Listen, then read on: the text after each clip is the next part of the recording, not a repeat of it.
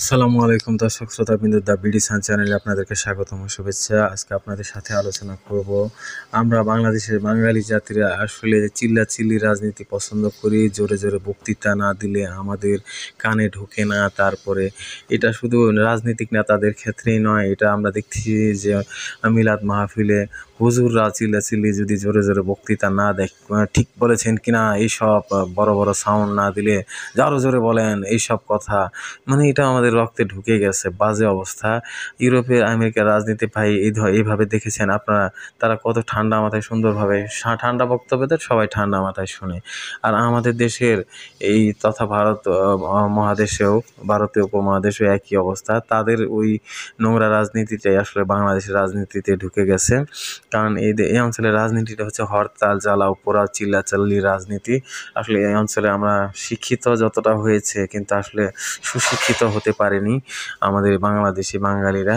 তারা আসলে মূলত এখনও সেই মনের ভিতর অশিক্ষিত একটা ডিএনএ আছে। সেই ডিএনএ বা সেই গোলামির জিনজি তাদের মধ্যে রয়েই গেছে। তো তারা এখন ওই যে চিল্লাচিল্লি রাজনীতি, ভাই এক সময় চিল্লাচিল্লি অশিক্ষিত ছিলেন আপনারা, আমরা ছিলাম সবাই অশিক্ষিত, বাপ দাদারা অশিক্ষিত ছিল অনেকেই।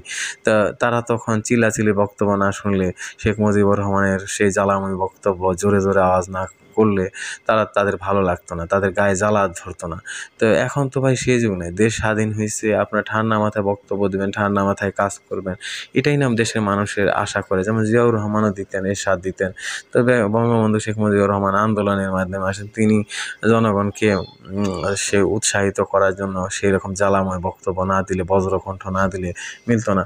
তো দেখা যাচ্ছে বাংলাদেশের রাজনীতির বেশিরভাগই এরকমই হয়ে গেছে। তারা কিন্তু শেখ মুজিবুর রহমানের মতো আঙ্গুল তুলতে চায় এখন সেইভাবেই। হ্যাঁ, হুঁশিয়ার, সাবধান, এইসব কথা ভাই কি ইউরোপ আমেরিকার রাজনীতি কেউ বলে? আপনারাই বলেন।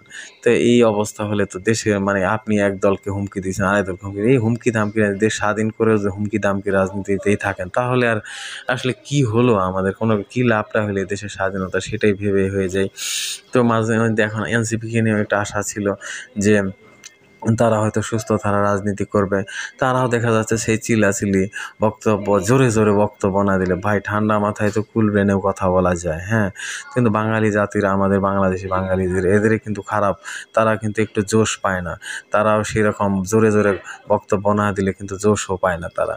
এটা মিলাদ মাহফিলে হুজুররাও দেখছে যে জোশ পাইতে হলে কিন্তু তাদেরকে একটু আওয়াজ দিতে হয়। তো এইটা হলো আমাদের অবস্থা। তা কি জঘন্য অবস্থা আমাদের জাতিগতভাবে আমরা।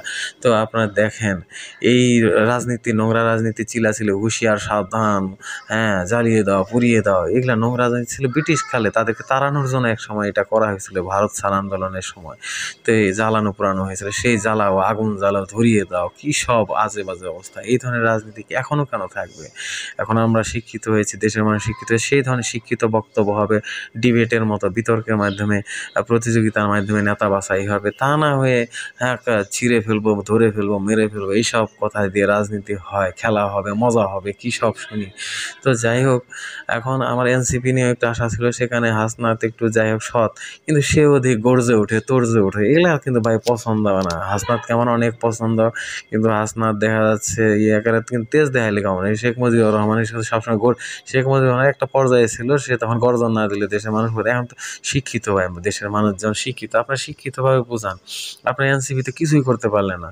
হ্যাঁ, এই দেশের আওয়ামী লীগের মানুষকে বুঝাইতে গেছেন কখনো যে ভাই পুরনো রাজনীতি, সেই রাজনীতি শেষ, আওয়ামী লীগের কি গোপনীয়তা ছিল রাজনীতিতে, সেগুলা দেশের সাথে কি বেইমানি করেছে তাদের দেশের নেতা, সেগুলা তো ইলিয়াস ভাই আর পিনাকি দাদা না তুলে ধরলে তো অনেকে জানতোই না। আপনারা তো কিছুই বলতে পারলেন না।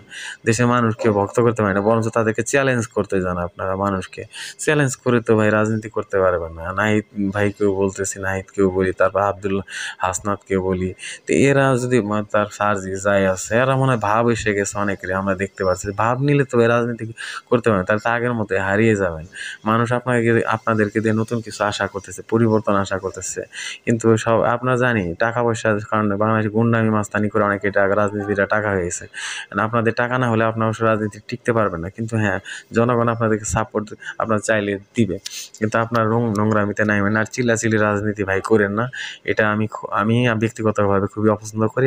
আপনারাও জনগণ জনগণকে বুঝান যে চিল্লাচিল্লির দিন শেষ, ঠান্ডা মাথায় রাজনীতি হবে, ঠান্ডা মাথায় ভোট হবে, সব কিছু ঠান্ডা মাথায় হবে। সো এই ধরনের পুরোনো দিনের জঞ্জালময় রাজনীতি, 54 বছরের জঞ্জালময় রাজনীতির যুগ শেষ, এটা আপনারা জনগণকে বুঝান, তাহলেই না আপনার এনসিপির গ্রহণযোগ্যতা থাকবে। হ্যাঁ, আর প্রাথমিকভাবে আপনাদেরকে হয়তো জামাতের সাথে একটু জোট করা লাগতেও পারে, তাছাড়া আপনাদের আসলে কোনো তেমন একটা অস্তিত্ব থাকবে না, কারণ আপনারা মানুষকে এখনো বোঝাতেই পারেননি ঠান্ডা মাথায়। তো সবাই ভালো থাকবেন। এনসিপি নেতাদের উদ্দেশ্যে আমার এটাই কথা, ঠান্ডা মাথার রাজনীতিবিদ হন। ওই হাসনাতকে বলবো এইভাবে চিল্লায় আপনি হুঙ্কার, এইসব হুঙ্কার ছাইড়া লাভ নাই। দেশের মানুষকে ঠান্ডা মাথায় বোঝাইতে হবে এবং বলতে হবে যে হুঙ্কারের দিনে রাজনীতি শেষ, এটাই বোঝাইতে হবে। তো সবাই ভালো থাকবেন, সবাইকে ধন্যবাদ।